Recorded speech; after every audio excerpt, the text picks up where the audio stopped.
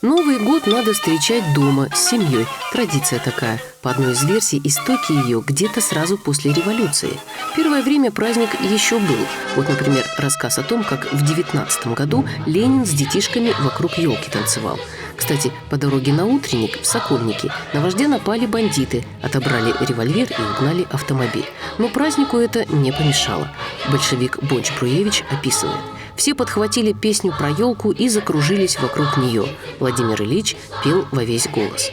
Какое-то время большевики-атеисты даже Красное Рождество отмечали. В 20-х годах елку, как буржуазный пережиток, отменили. Но население праздновать не перестало. Только делали это тихо, в семейном кругу, чтобы никто из бдительно-революционных соседей не узнал.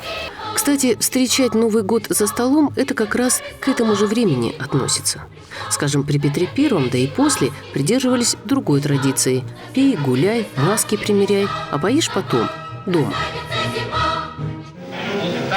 Моя елка. Самый большой ресторан Алмата еле вместился сюда для встречи Нового года. Здесь собралась советская интеллигенция, профессоры, инженеры, лучшие стаканцы предприятий, рабочие, служащие.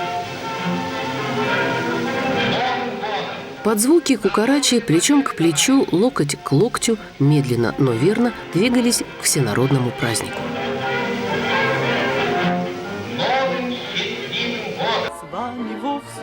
Пройтись шеренгой до 15 человек одновременно, вот как сейчас идут, стало модным в 50-х годах. Как раз к этому времени праздник начинает обретать привычные нам черты. И не случайно. В 1949 году 1 января стал нерабочим днем, так что можно и ночью погулять.